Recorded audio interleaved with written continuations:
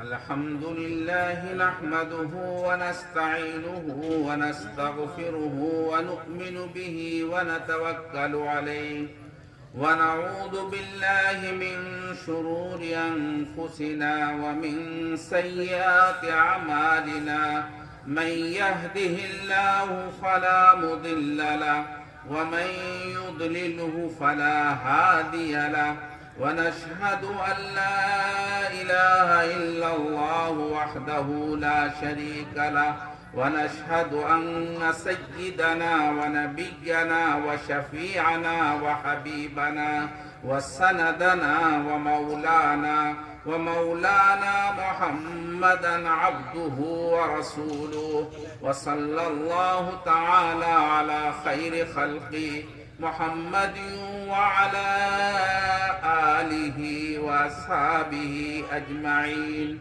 أما بعد فأعوذ بالله من الشيطان الرجيم بسم الله الرحمن الرحيم ألم يأن للذين آمنوا أن تخشع قلوبهم لذكر الله وما نزل من الحق ولا يكونوا كالذين أوتوا الكتاب فطال عليهم العمد فقست قلوبهم وكثير من الناس سبحان ربك رب العزة عما يصفون وسلام على المرسلين والحمد لله رب العالمين اللهم صل على سيدنا محمد وعلى آل سيدنا محمد وبارك وسلم اللهم صل على سيدنا محمد وعلى آل سيدنا محمد وبارك وسلم اللهم صل على سيدنا محمد وعلى آل سيدنا محمد وبارك وسلم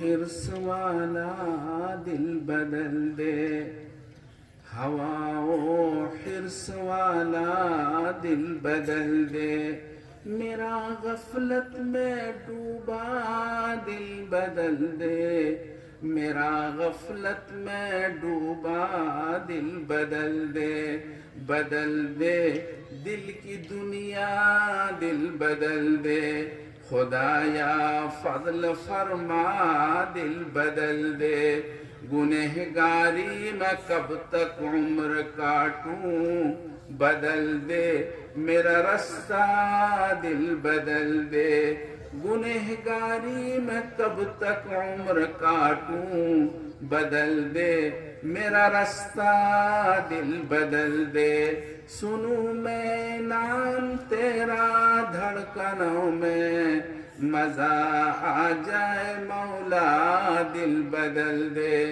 سنوں میں نام تیرا دھڑکنوں میں مزہ آ جائے مولا دل بدل دے یہ کیسا دل ہے سینے میں الہی جو زندہ بھی ہے مردہ دل بدل دے یہ کیسا دل ہے سینے میں الہی جو زندہ بھی ہے مردہ دل بدل دے تیرا ہو جاؤں اتنی آرزو ہے بس اتنی ہے تمنا دل بدل دے تیرا ہو جاؤں اتنی آرزو ہے بس اتنی ہے تمنا دل بدل دے پڑا ہوں تیرے در پر دل شکستہ رہوں کیوں دل شکستہ دل بدل دے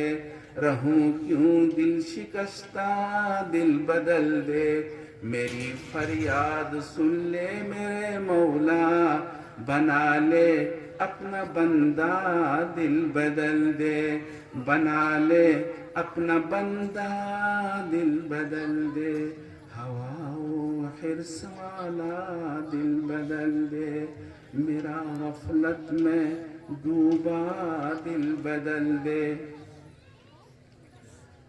معزز حاضرین کرام، علماء عظام، میرے بزرگوں اور دینی بھائیوں، آپ سب کے سب جامعہ سبیل السلام کے صحن کے اندر دیر سے تشریف فرما ہیں اور علم کے حوالے سے آپ نے نہایت مفید اور گراں قدر بیان سماعت کیا ہے۔ اللہ تعالی ہم سب کو عمل کی توفیق نصیب فرمائے۔ میرے بھائیوں، میرے دل میں ایک درد ہے، اس درد کو میں آپ کے سامنے پیش کرنا چاہتا ہوں۔ میں نے قرآن کریم کی عجیب آیت پڑھی ہے، اگر آپ اس کے معنی سمجھ رہے ہوتے تو آپ کا دل لرزتا، آپ کے دل کانپتے، آپ کے دل کے اندر ایک چیخ اٹھتی، لیکن یہ ہے کہ ہم معنی نہیں سمجھتے۔ قرآن کریم نے عجیب بات کہی ہے۔ اللہ تعالیٰ نے قرآن کریم کے اندر یہ فرمایا، أَلَمْ يَأْنِ لِلَّذِينَ آمَنُوا أَن تَخْشَعَ قُلُوبُهُمْ لِذِكْرِ اللَّهِ، کیا ایمان والوں کے لیے اب بھی وقت نہیں آیا اس کا دل تڑپ جائے، اس کا دل خشیت سے، اللہ کے خوف سے، اللہ کے ڈر سے تڑپنے لگے؟ کیا اب بھی وقت نہیں آیا؟ أَلَمْ يَأْنِ لِلَّذِينَ آمَنُوا أَن تَخْشَعَ قُلُوبُهُمْ لِذِكْرِ اللَّهِ، اللہ تبارک تعالیٰ کے ذکر سے، اللہ کے نام سے آپ کے دل میں ڈر کیوں نہیں پیدا ہوتا؟ اللہ تبارک و تعالیٰ کی ذات کتنی عظیم ذات ہے۔ قرآن کریم یہ کہتا ہے ہر ایک کا حق ہے حسب مراتب، اللہ تبارک تعالیٰ کا حق سب سے زیادہ ہے۔ نمبر 2 جناب رسول اللہ صلی اللہ علیہ وسلم کا حق ہے۔ اللہ تبارک تعالیٰ کا حق یہ ہے اللہ تبارک تعالیٰ کو اللہ مانا جائے، اللہ تبارک تعالیٰ کو اللہ تسلیم کیا جائے۔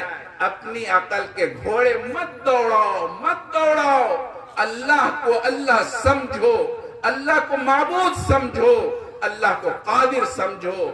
اللہ تبارک و تعالیٰ نے جس طرح اپنی ذات کو سمجھنے کی ہدایت دی ہے، جس طرح اللہ تعالیٰ نے اپنی ذات سے تعلق کے لیے فرمایا ہے، ہمارا فرض بنتا ہے، ہماری ذمہ داری بنتی ہے، ہم اللہ تبارک و تعالیٰ کو اسی طرح تسلیم کریں جس طرح قرآن کریم میں تسلیم کرنے کے لیے کہا ہے۔ قرآن کریم یہ کہتا ہے اللہ تبارک و تعالیٰ سے صرف تعلق نہیں قائم کرنا ہے، بلکہ اللہ تبارک تعالیٰ سے عشق کرنا ہے، عشق کرنا ہے۔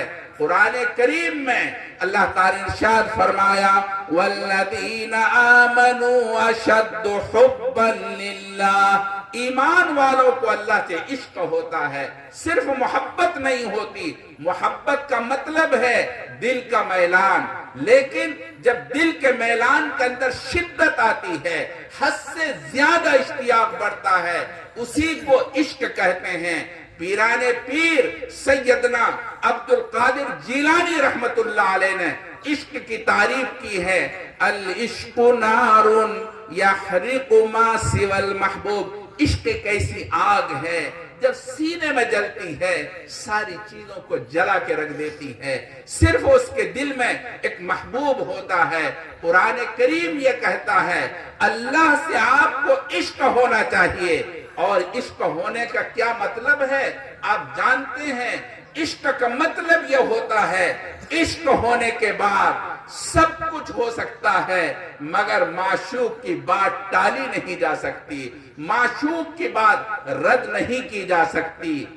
آپ نے سنا ہوگا ہمارے ہندوستان کے اندر، اس بھارت کے اندر 7 عجائبات میں سے ایک عجوبہ ہے جو ہماری دھرتی پر ہے، وہ کیا ہے آپ لوگ جانتے ہیں؟ بھئی جانتے ہوں گے، آپ بتائیے۔ تاج محل۔ تاج محل دنیا کے 7 عجائبات میں سے ایک عجوبہ ہے۔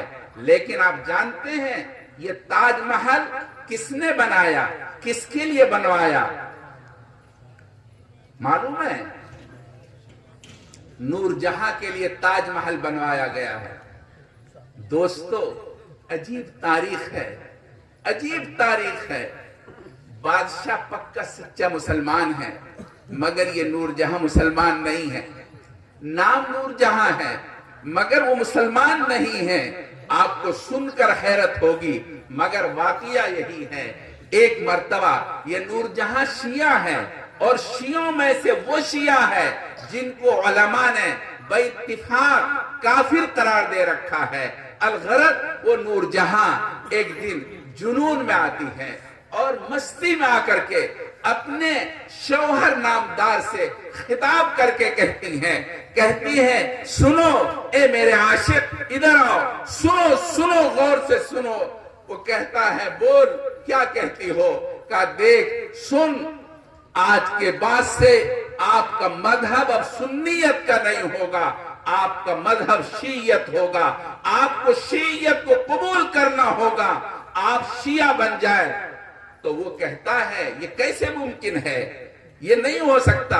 انہوں نے کہا یہ ہونا ہے، تو میرا عاشق ہے، شوہر نہیں ہے، تو نے نام کے لیے شادی کی ہے، تو پہلے سے میرا عاشق ہے۔ اور عاشق کا اصول یہ ہے، عاشق و معشوق کا اصول یہ ہے، من تو شدم تو من شدی، من جا شدم تو تن شدی، تا کس نگوید بعد ازی، من دیگرم تو دیگری، من تو شدم تو من شدی، من جا شدم تو تن شدی، تا کس نگوید بعد ازی، من دیگرم تو دیگری۔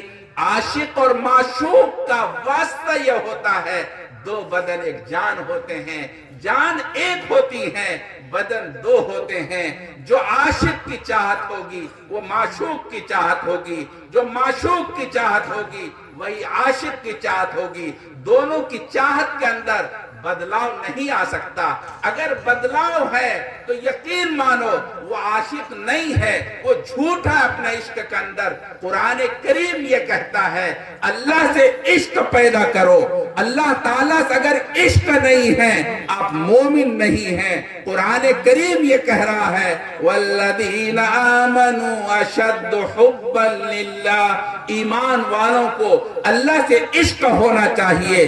عشق کا مطلب یہ ہے اگر اللہ سے آپ کو عشق ہے، اللہ سے ایسا تعلق ہے، ایسا لگاؤ ہے، سب کچھ ہو سکتا ہے دوستو، جان جا سکتی ہے مگر اللہ کی شان نہیں جا سکتی، اللہ کا فرمان نہیں ٹوٹ سکتا، اللہ تبارک تعالیٰ کی خلاف ورزی نہیں کی جا سکتی۔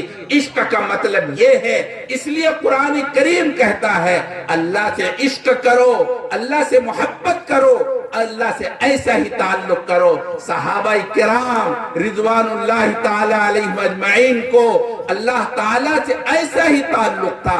عشق ایمان لانے کے بعد اللہ تعالیٰ سے ایسا تعلق قائم ہوا، ایسی محبت پیدا ہوئی، سب کچھ ہو سکتا تھا صحابہ کرام کے لیے، مگر اللہ تعالیٰ کی بات ٹالی نہیں جا سکتی، اللہ کے حکم کو توڑا نہیں جا سکتا، اللہ کے حکم کے خلاف ورزی نہیں کی جا سکتی۔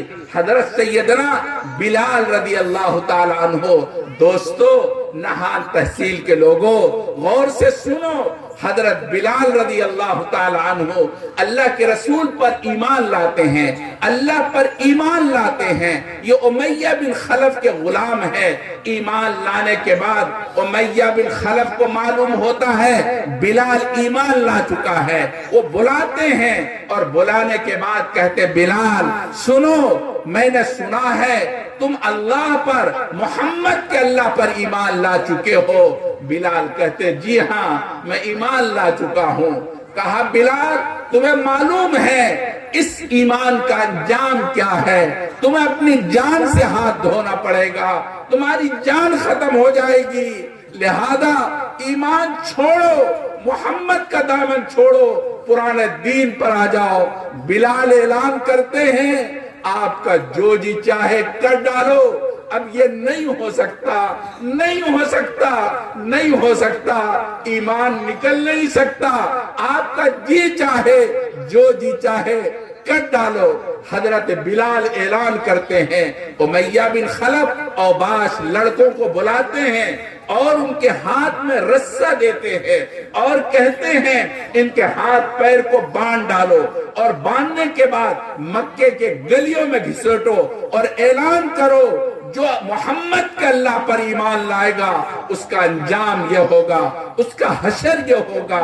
حضرت بلال کو باندھا جاتا ہے، ہاتھ باندھ دیے جاتے ہیں، پیر باندھ کر گلیوں میں گھسیٹا جاتا ہے، ان کے بدن سے لہو بہنے لگتا ہے اور لہو بہتے ہوئے وہ اعلان کرتے ہیں، ان کی زبان پر ایک اللہ کی محبت کا اعلان ہے، ایک اللہ کا اعلان ہے، وہ لہو بہ رہا ہے مگر ان کی زبان پر ہے لا الہ الا اللہ، لا الہ الا اللہ، محمد رسول اللہ، اللہ احد اللہ الصمد، اللہ کے سوا کوئی معبود نہیں ہے، اللہ ایک ہے، اللہ کی ذات بے نیاز ہے، اللہ کے سوا کوئی معبود نہیں ہے۔ ان کی زبان پر یہ اعلان ہے، لہو بہ رہا ہے، جان خطرے میں ہے، مگر ان کی زبان پر ایک ہی اعلان ہے۔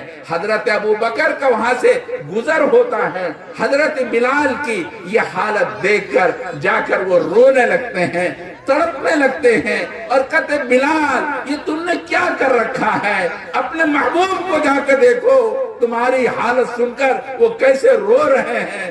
بلال ہمارے اوپر رحم کرو، اپنی ذات پر رحم کرو، اللہ محفل میں بھی ہے، اللہ تنہائیوں میں بھی ہے، آپ اپنے اللہ کو، اپنے مولا کو جی بھر کر تنہائیوں میں پکار لیا کرو، اللہ اللہ کہہ لیا کرو، اللہ ہر جگہ ہے۔ حضرت بلال کہتے ہیں ابو بکر ٹھیک ہے، آئندہ نہیں کہوں گا، مجمع میں نہیں کہوں گا، تنہائیوں میں کہہ لیا کروں گا۔ دوسرے دن دیکھا بلال کو انگاروں پر لٹا رکھا ہے، انگارے دہک کر کے چمڑا جلا، آگ نے کھال جلا دی، ہڈی تک آگ پہنچ گئی، مگر حضرت بلال کی زبان پر وہی کلمہ ہے اور بڑی قوت کے ساتھ ہے، محبت کی زبان میں کلمہ ہے، لا الہ الا اللہ، لا الہ الا اللہ، محمد رسول اللہ، اللہ احد اللہ الصمد۔ حضرت ابو بکر پھر پہنچتے ہیں، کہتے بلال میں نے تمہیں کل ہی کہا تھا یہ تم نے کیا حشر بنا رکھا ہے۔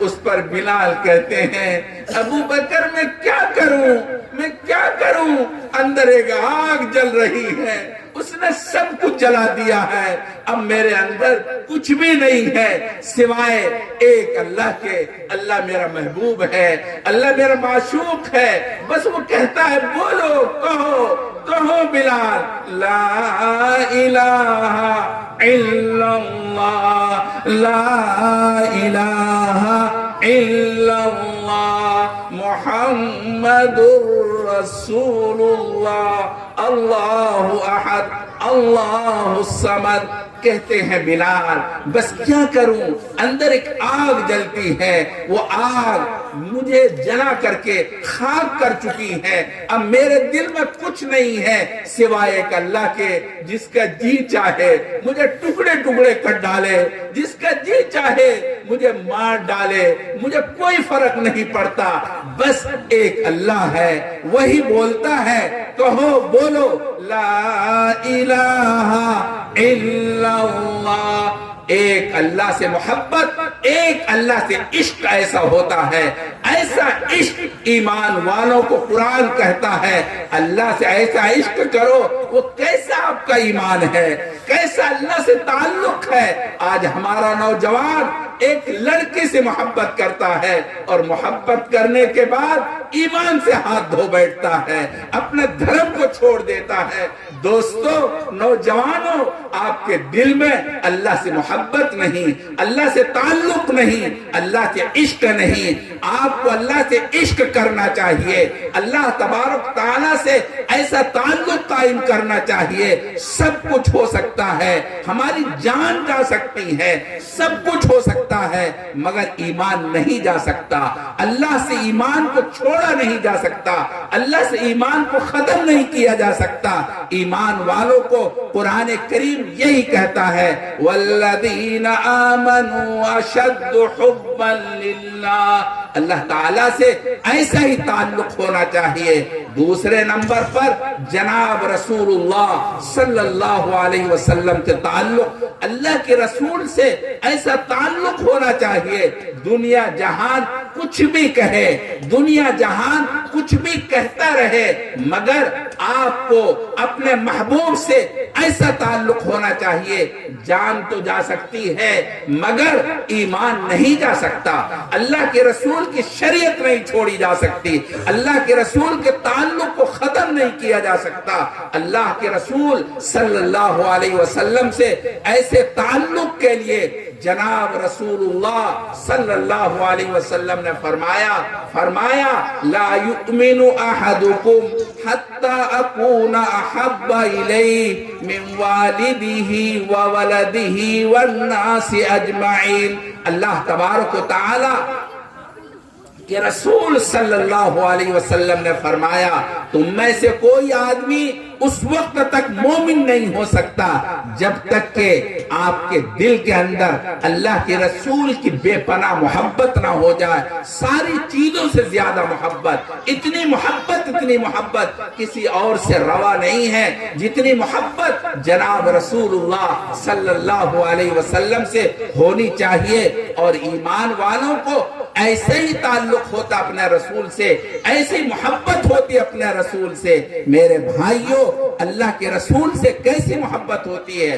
ہمارے اس بھارت کے اندر آج سے پہلے، آزادی سے پہلے، جب پورا ملک ایک تھا، ہندوستان، پاکستان، بنگلہ دیش، اس وقت ایک شخص نے اللہ کے رسول کے خلاف، ازواج مطہرات کے خلاف ایک افواج بکی تھی، ایک کتاب لکھی تھی، اس کے اندر ازواج مطہرات کو متہم کیا گیا تھا۔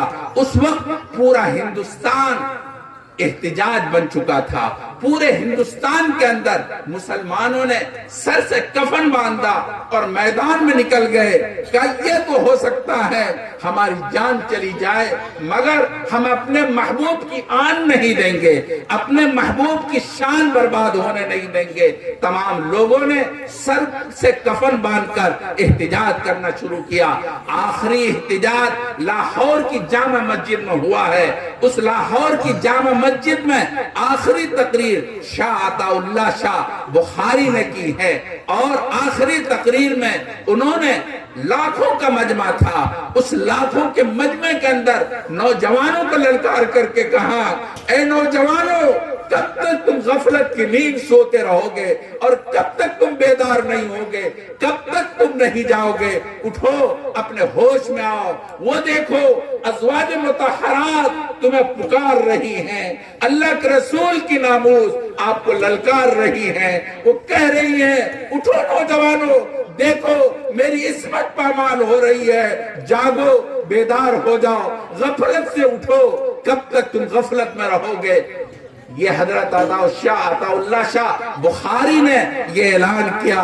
اسی بھرے مجمع کے اندر ایک 18 سالہ نوجوان علیم الدین اٹھ کھڑا ہوا، اور کھڑے ہونے کے بعد سیدھا وہاں سے اٹھا اور اس شخص کو جانے کے بعد ان کا کام تمام کر دیا، اور فوراً وہ کھڑا ہو گیا، گرفتار ہو گیا۔ پورے ہندوستان میں کوہرام مچ گیا، تمام وکلا کی جماعت اٹھ گئی اور جا کے علیم الدین سے کہا، علیم الدین، نوجوانوں، نہال تحصیل کے لوگوں، غور سے سنو۔ اس علیم الدین نے کہا، جب یہ وکلا کی جماعت پہنچی، وکلا کی جماعت نے کہا، علیم الدین بیٹا ایک مرتبہ کہہ دو میں ہوش میں نہیں تھا، میں تمہاری زندگی بچا لوں گا، ہماری ذمہ داری ہوگی، ہم تمہیں پوری طرح بچا لیں گے، ایک مرتبہ کہہ دو ہوش میں نہیں تھا۔ علیم الدین کہتا ہے 18 سال کے بعد پہلی مرتبہ ہوش میں آیا ہوں، میں کیسے کہہ دوں ہوش میں نہیں تھا؟ میں ہوش میں تھا، باہوش تھا، غفلت میں نہیں تھا۔ میں نے جان بوجھ کر کیا ہے۔ قانون جو فیصلہ کرنا چاہے وہ فیصلہ کرے۔ میں نے ہوش میں آ کر کے یہ کہا۔ قانون کی عدالت نے قانون میں ان کو پھانسی کی سزا سنا دی۔ پھانسی کی تاریخ مقرر ہوئی، چاروں طرف سے لوگ عدالت میں آ گئے، عدالت بھری ہوئی ہے اور وہ جیل میں ہیں۔ ان کے والدین آئے، والدہ دھاڑے مار کے رونے لگی، ان کی گود آج خالی ہو جائے گی۔ تھوڑی دیر کے بعد وہ سوچتی ہیں، تڑپ جاتی ہیں، رونے لگتی ہیں۔ اور علیم الدین کا حال یہ ہے، وہ مسکرا رہا ہے، ہنس رہا ہے، عجیب کیفیت ہے۔ نوجوان ایک ان کا دوست سامنے آیا کہ علیم الدین تو پاگل ہو گیا ہے، وہ ذرا دیکھو، اپنی والدہ کو دیکھو، اپنے باپ کو دیکھو، کس طرح وہ رو رہے ہیں اور تم ہنس رہے ہو۔ یہ ہنسنے کا موقع ہے، سوچنے کا موقع ہے، اور ذرا دیکھو منظر کو۔ بس علیم الدین کہتا بھائی چلے جاؤ، چلے جاؤ، ایک راز ہے میں افشا نہیں کرنا چاہتا، چلے جاؤ، میں ایک راز کو افشا نہیں کرنا چاہتا۔ دوستو، وہ دوست تھا، اس نے کہا علیم الدین تجھے بتانا ہوگا، تمہیں یہ راز کھولنا ہوگا، میں راز سننا چاہتا ہوں، تم کیوں مسکرا رہے ہو، معاملہ کیا ہے؟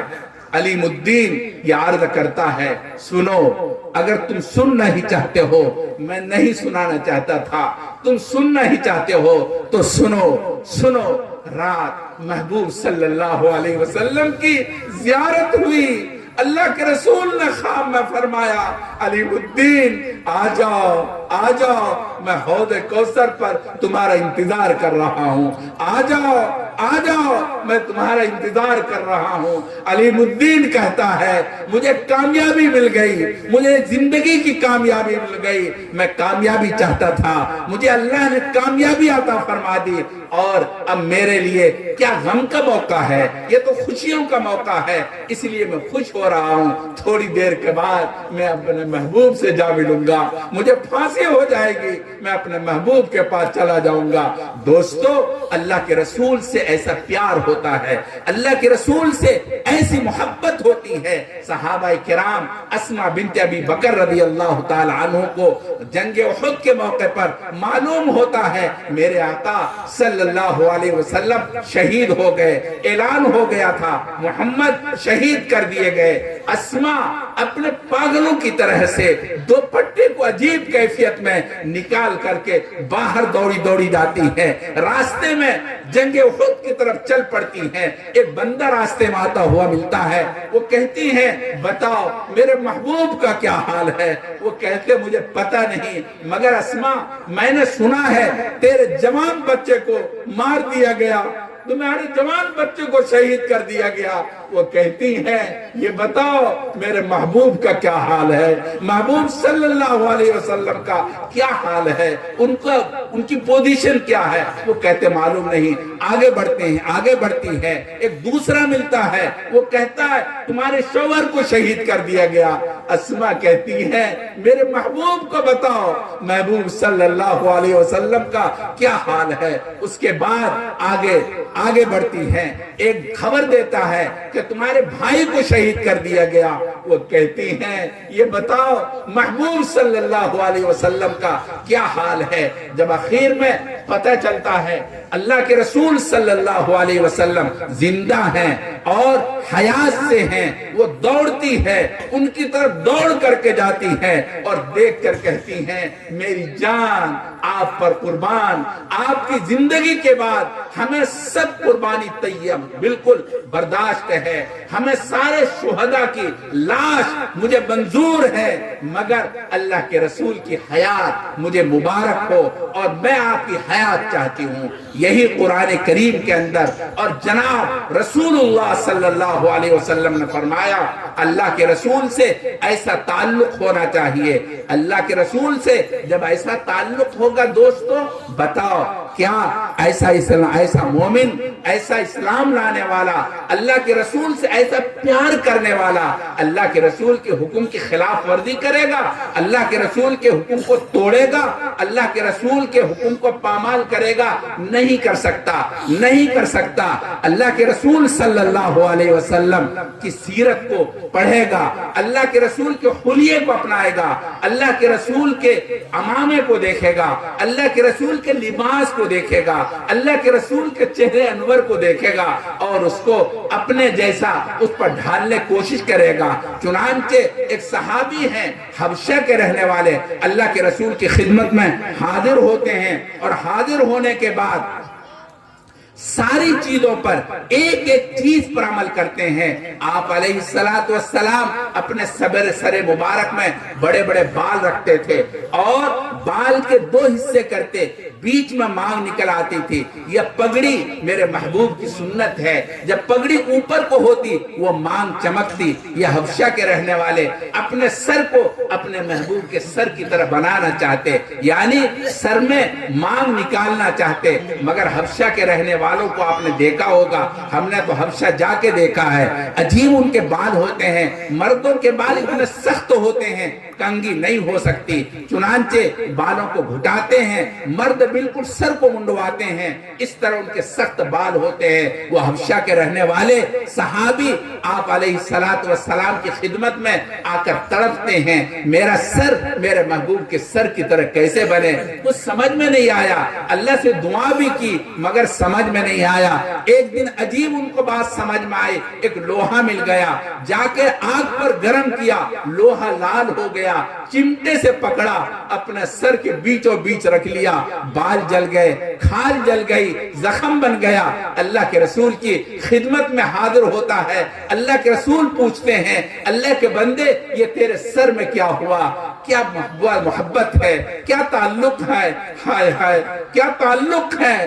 کہتے میرے محبوب روزانہ میں آپ کے سر مبارک میں ایک مانگ دیکھتا تھا، میں تڑپتا تھا، میرے سر میں کس طرح یہ مانگ نکل آئے، مجھے آج یہ صورت سمجھ میں آئی، میں نے لوہا گرم کیا، لال ہو گیا، چمٹے سے پکڑ کر رکھ لیا، میرے بال جل گئے، کھال جل گئی، زخم بن گیا۔ میرے محبوب زخم تو ایک نہ ایک دن ٹھیک ہو جائے گا، مگر میرے سر میں آپ کے نشان مبارک کی طرح سے ایک نشان بن جائے گا۔ اللہ کے رسول نے اس صحابی کو سینے سے لگایا اور فرمایا من احب سنتی فقد احبنی ومن احبنی کان معی فی الجنہ، جس نے میری سنت سے پیار کیا اس نے مجھ سے پیار کیا، جس نے مجھ سے پیار کیا وہ میرے ساتھ جنت میں چلا جائے گا۔ اللہ کے رسول نے فرمایا، صحابی خوشیوں سے جھوم اٹھتے ہیں۔ اللہ کے رسول نے فرمایا جو میری سنت سے پیار کرے گا، میری سنت سے محبت کرے گا، وہ مجھ سے محبت کر رہا ہے، اور جو مجھ سے محبت کرے گا میرے ساتھ جنت میں داخل ہو جائے گا۔ محبوب صلی اللہ علیہ وسلم نے فرمایا دوستو اللہ کی سنت سے پیار کرو، اللہ کے رسول کی سنت سے پیار کرو، اللہ تعالیٰ کے یہاں آپ کی مغفرت ہو جائے گی۔ ہم اللہ کے رسول سے پیار کرتے ہیں مگر اللہ کے رسول کی سنت کو اپنے ہاتھوں سے پامال کرتے ہیں، اپنے پیروں سے رونتے ہیں، اپنے ہاتھوں سے برباد کرتے ہیں، ہمیں احساس تک نہیں ہوتا۔ دوستو اللہ کے رسول کی سنت سے پیار کرو۔ ہمارے ہندوستان کے اندر مغلیہ دور کے اندر یہاں کی زبان فارسی تھی، فارسی بولی جاتی تھی، فارسی زبان تھی۔ اس زمانے کے اندر ایک درباری شاعر تھا، یعنی حکومتی شاعر تھا، وہ نعت بہت زوردار کہتا تھا، بہترین نعتیں پڑھتا تھا، ایسی نعت پڑھتا تھا نعت سننے والا اس کی نعت سن کے رقص کرنے لگتا تھا، ناچنے لگتا تھا، سر دھننے لگتا تھا۔ اس کی ایک نعت ایران پہنچی، یعنی لکھی ہوئی نعت ایران پہنچی۔ ایرانی شعراء نے وہ جب نعت پڑھی وہ لوگ سب جھومنے لگے، رقص کرنے لگے، مست ہو گئے۔ ان لوگوں نے طے کیا ارے یہ کتنا بڑا عاشق رسول ہے، چلنا چاہیے، اس کی صحبت اپنانی چاہیے اور اس کی صحبت میں جا کر کے کچھ رہنا چاہیے اور اللہ کے رسول کے عشق سے فائدہ اٹھانا چاہیے۔ چنانچہ ایران سے ایک وقت ہندوستان آیا، وہ دلی میں شاعر رہتا تھا، ان کے گھر میں پہنچ گیا۔ پہنچنے کے بعد پوچھا فلاں کہاں ہے؟ گھر والوں نے بتایا نائی کے پاس گیا ہوا ہے۔ نائی کے پاس گیا، وہ سب جنون میں نائی کے پاس چلے گئے۔ جا کے پوچھا تم میں سے فلاں شخص کون ہے؟ بتایا یہ شخص ہے جو نائی کے پاس بیٹھا ہوا حجامت بنوا رہا ہے۔ حجامت کیا؟ داڑھی منڈوا رہا تھا، داڑھی صاف کروا رہا تھا۔ جب ایرانی شعراء نے یہ دیکھا، زور سے اپنے سر پر یوں ہاتھ مارا کہ ہے تف، وہ تیری نعت، وہ تیرا عشق، تیری نعت، تو کیسا عاشق رسول ہے، تو کیسا عاشق رسول ہے، وہ تیری نعت اور تیرا یہ کردار۔ وہ شخص کیا کہتا ہے؟ وہ شاعر کہتا ہے من ریش می تراشم لیکن دلے کسے نمی تراشم، من ریش می تراشم لیکن دلے کسے نمی تراشم۔ میں اپنی داڑھی چھیل رہا ہوں، اپنی داڑھی منڈوا رہا ہوں، کسی کے دل کو نہیں دکھاتا، کسی کے دل کو زخمی نہیں کرتا، کسی کے دل کو اذیت نہیں پہنچا۔ ایرانی شعراء نے پھر زور سے ہاتھ مارا کہ ہے تف، ارے تو کس کو زخمی کرے گا؟ ارے تو محبوب صلی اللہ علیہ وسلم کے دل کو ٹکڑے ٹکڑے کر رہا ہے، اللہ کے رسول کے دل کو زخمی کر رہا ہے، اللہ کے رسول کے دل کو چور چور کر رہا ہے۔ ارے تو کس کو تکلیف پہنچائے گا؟ دلے رسول اللہ صلی اللہ علیہ وسلم می تراشی، تو اللہ کے رسول کے دل کو چھلنی کر رہا ہے۔ جب کوئی بندہ اللہ کے رسول کی سنت کو پامال کرتا ہے، اللہ کے رسول کو تکلیف پہنچاتا ہے، اللہ کے رسول کے دل کو اذیت پہنچاتا ہے، زخمی کرتا ہے۔ آج ہمارے یہاں شادی ہوتی ہے، تقریبات ہوتی ہیں، ہم شادی بیاہ کے موقع پر سارے خاندان والوں کو خوش کرنے کی کوشش کرتے ہیں، مامی کو، ماموں کو، ممانی کو، بھابھی کو، بھاوج کو، تمام اقربا اعزا رشتہ دار کو خوش کرنے کی کوشش کرتے ہیں، سب کو پیروں پر گر کر کے منانے کی کوشش کرتے ہیں اور یہ طے کرتے ہیں کہ بھائی شادی کا موقع ہے، کوئی ناراض نہ رہے، سب کو خوش ہونا چاہیے۔ مگر اسی تقریب کے اندر میرے محبوب کی سنت تڑپ رہی ہوتی ہے، دم توڑ رہی ہوتی ہے اور ہمیں احساس نہیں ہوتا، اللہ کی ناراضگی ہوتی ہے، اللہ کے رسول کی ناراضگی ہوتی ہے۔ ایسی صورت کے اندر بتاؤ اس نکاح میں برکت کیسے آئے گی؟ دوستو، اللہ کے رسول کی سنت کو پامال کر کے نہان تحصیل کے لوگوں کہاں جاؤ گے؟ کہاں جاؤ گے؟ کس سمت جاؤ گے؟ میدان محشر کے اندر بھرا محشر کا میدان ہوگا، نفسی نفسی کا عالم ہوگا، کوئی شفاعت کرنے والا نہیں ہوگا۔ ایک محبوب صلی اللہ علیہ وسلم ہے، وہی شفاعت کرنے والے ہیں۔ اگر انہوں نے میدان محشر میں یہ اعلان کر دیا کہ بھائی یہ نہان تحصیل کے لوگ ہیں، فرشتوں لے جاؤ جہنم میں ڈال دو، انہوں نے میری سنت کو اپنے ہاتھوں سے پامال کیا تھا، پیروں سے روندا تھا، لے جاؤ جہنم میں ڈال دو۔ دوستو کہاں جاؤ گے؟ کون بچائے گا؟ میدان محشر میں کون بچانے والا آئے گا؟ کوئی بچانے والا نہیں ہے اللہ کے رسول کی سنت کے سوا۔ اپنے آپ کو اللہ کے رسول کی سنت سے جوڑو، اللہ کے رسول کی سنت سے جوڑو۔ جمال گنبد خضرا کہاں سے لاؤ گے؟ جمال گنبد خضرا کہاں سے لاؤ گے؟ نبی سے ہٹ کر اجالا کہاں سے لاؤ گے؟ نبی سے ہٹ کر اجالا کہاں سے لاؤ گے؟ اپنی زندگی میں اجالا چاہتے ہیں، اپنی زندگی میں روشنی چاہتے ہیں، اپنی زندگی میں ترقی چاہتے ہیں، اللہ کے رسول کی سنت کی پیروی کے اندر ترقی ہوگی، زندگی کی ترقی ہوگی، کامیابی ملے گی۔ اللہ کے رسول کی سنت کے علاوہ کہیں اجالا نہیں ملے گا. چاروں طرف اندھیرا ہے, خوب اندھیرا ہے, صرف اور صرف سنت کے اندر اجالا ہے. یہی شاعر کہتا ہے جمال گنبد خضرا کہاں سے لاؤ گے, نبی سے ہٹ کر اجالا کہاں سے لاؤ گے. ہزار بار پکارو اذان دنیا میں, ہزار بار پکارو اذان دنیا میں, مگر بلال کا لہجہ کہاں سے لاؤ گے, مگر بلال کا لہجہ کہاں سے لاؤ گے. نبی کے دین پر مٹنے کی بات کرتے ہو, نبی کے دین پر مٹنے کی بات کرتے ہو, مگر حسین کا کلیجہ کہاں سے لاؤ گے, مگر حسین کا کلیجہ کہاں سے لاؤ گے. جمال گنبد خضرا کہاں سے لاؤ گے, نبی سے ہٹ کر اجالا کہاں سے لاؤ گے. دوستو, اگر آپ اپنی زندگی میں ترقی دیکھنا چاہتے ہیں, اللہ کے رسول کی سنت کی پیروی کرو. میرے محبوب صلی اللہ علیہ وسلم نے فرمایا, دیکھو جب بچے بولنے لگے, بچے کی زبان پر آواز نکلنے لگے, تو سب سے پہلے ان کو بسم اللہ پڑھاؤ, بسم اللہ الرحمن الرحیم کہلواؤ, اور جب پڑھنے کے لائق ہو جائے تو سب سے پہلے ان کو دین پڑھاؤ, دین سمجھاؤ, اور اس کے بعد میں تمام علوم پڑھاؤ.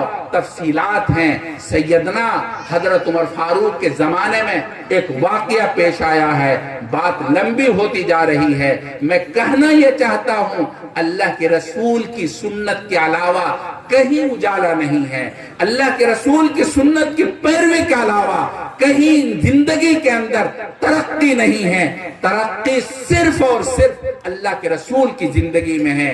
آپ علیہ السلام نے تمام طریقوں کی طرف رہنمائی فرمائی ہے. شریعت ہماری کسی تعلیم کے مخالف نہیں ہے. شریعت کی تعلیم, عصری تعلیم, دنیاوی تعلیم, یہ ساری تعلیم ہماری شریعت کے اندر موجود ہے. آپ علیہ السلام نے صحابہ کو عبرانی زبان سیکھنے کا حکم فرمایا.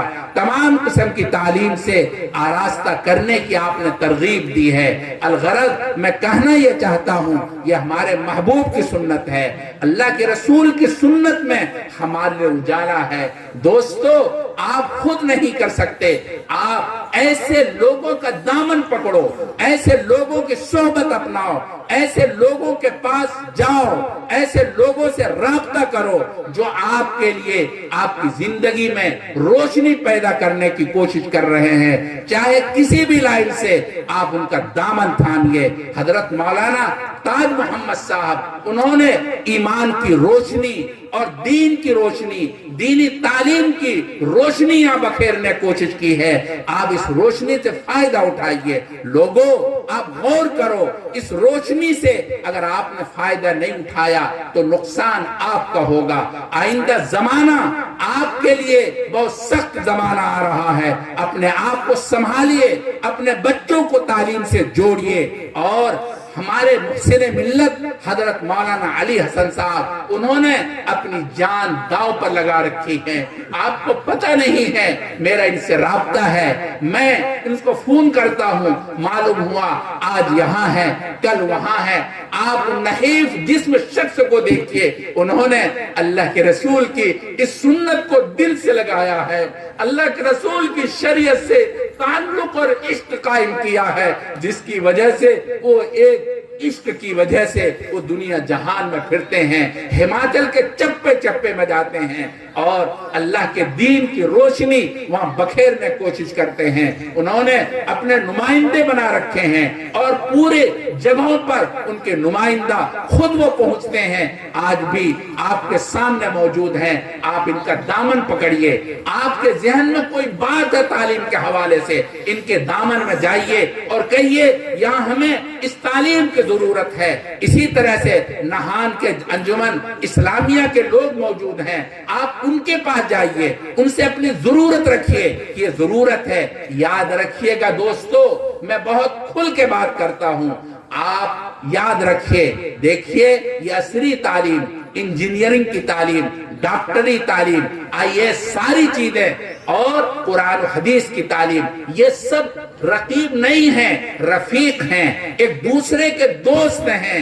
اگر سب لوگ مل کر کے آپس میں کوشش کریں تو یہ ہمارا دین کا بیڑا آگے چل پائے گا۔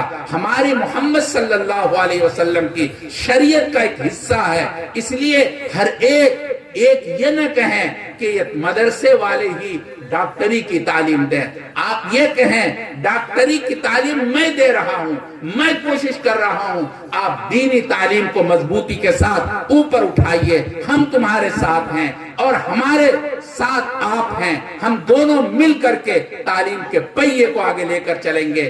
اگر یہ سوچ پیدا کر لی، انشاءاللہ ثم انشاءاللہ یہ ہمارے دین کا بیڑا آگے بڑھے گا اور دین ترقی کرے گا۔ آج ضرورت اس بات کی ہے، ہمارے سرپرست حضرات، ہمارے بچوں کے باپ ماں باپ اس بات کو سمجھیں، تعلیم آج ضروری ہے۔ اگر آپ یہاں تعلیم نہ ہوئی، یاد رکھے تعلیمی پالیسی ایسی آ رہی ہے، یہ جبری تعلیم ہے۔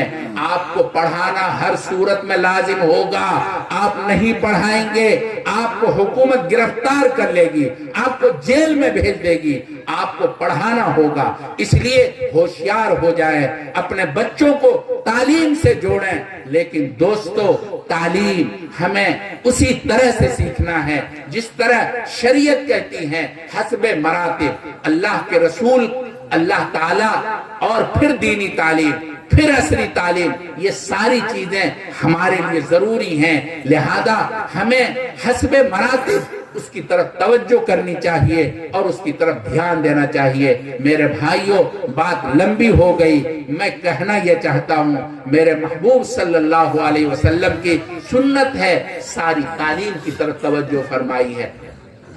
ایک بات سنا کر کے میں اپنی بات ختم کر رہا ہوں۔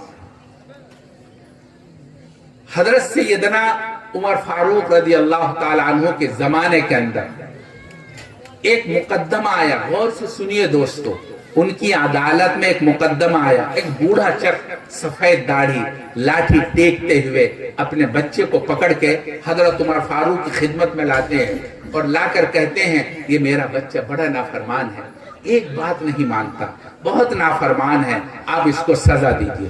حضرت عمر فاروق کو جلال آ گیا کہ اس بوڑھے شخص کی بات ٹھکرا رہے ہو۔ انہوں نے جلاد کو حکم دیا کہ اس کو درے لگاؤ۔ جب وہ جلاد درے لگانے کے لیے آیا، وہ بچہ عجیب بات کہتا ہے، دوستو ذرا غور سے سنو۔ وہ بچہ کہتا ہے امیر المؤمنین، آپ ہمیں یہ بتائیں کیا صرف والدین کا حق بچوں پر ہے یا بچوں کا بھی کوئی حق والدین پر ہے؟ حضرت امیر المؤمنین کہتے ہیں ہاں، بچوں کا بھی حق ماں باپ پر ہے۔ کا فرمایا، وہ بچے نے کہا بتائیے کیا حق ہے؟ تو انہوں نے کہا دیکھو سنو ذرا غور سے۔ حضرت عمر فاروق رضی اللہ تعالیٰ عنہ نے فرمایا کہ سب سے پہلا حق بچے کا یہ ہے کہ جب آدمی نکاح کرنے جائے، غور سے سنو، جب نکاح کرنے جائے تو دیندار سے نکاح کرے، دیندار سے نکاح کرے۔ میں نے حدیث پڑھی ہے، تنکح المرء لأربع، لمالها ولجمالها ولحسبها ولدینها فاظفر بذات الدین۔ مشکات شریف کی کتاب النکاح کے پہلے صفحے کی روایت ہے۔ فرمایا اللہ کے رسول نے عورتوں سے نکاح 4 وجہوں سے کیا جاتا ہے۔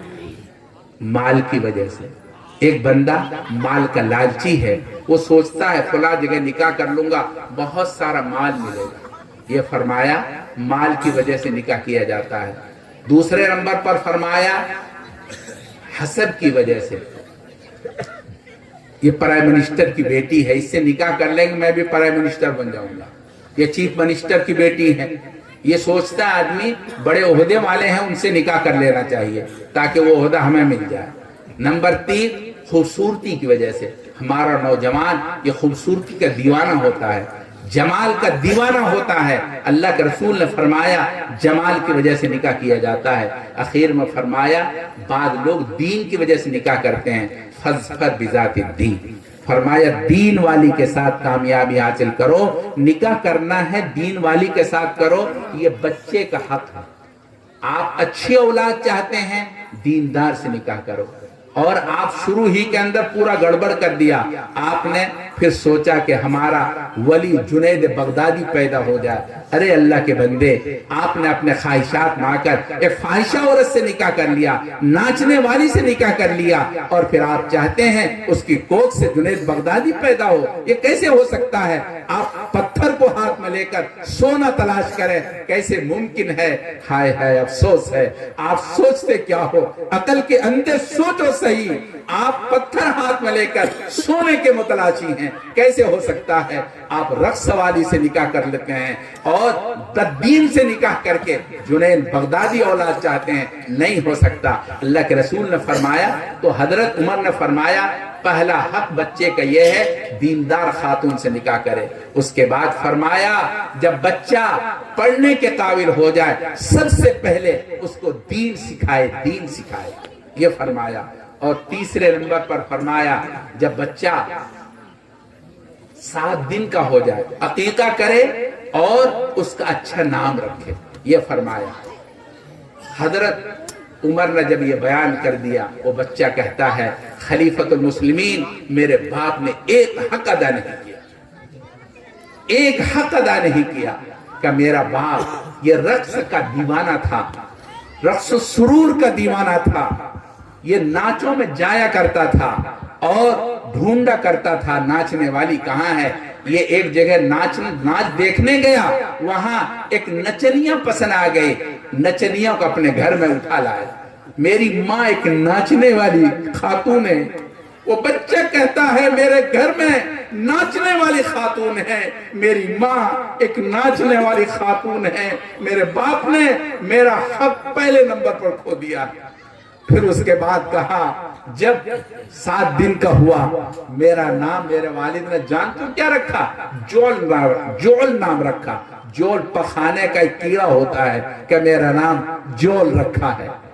تیسرے نمبر پر جب میں پڑھنے کے قابل ہوا میرے ہاتھ میں میرے والد نے ایک لکڑی دے دی اور بکریوں کو چرانے کے لیے پہاڑوں میں بھیج دیا. میرے والد نے میرے سارے حقوق ضائع کر دیے. حضرت امیر المؤمنین نے اس بوڑھے سے خطاب کر کے کہا خدا کی قسم اگر تیری داڑھی سفید نہ ہوتی میں اتنا درے لگاتا کہ دنیا جہان عبرت حاصل کرتی. دوستو شریعت ہماری یہ کہتی ہے اچھی تعلیم دو، اچھا نام رکھو، اچھی بیوی گھر میں لاؤ.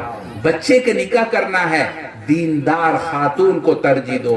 قابل مبارکباد ہیں ابھی جو نکاح ہوا ماشاءاللہ اس ساحل نے اچھی خاتون کو منتخب کیا ہے، ماشاءاللہ دیندار خاتون کو منتخب کیا ہے.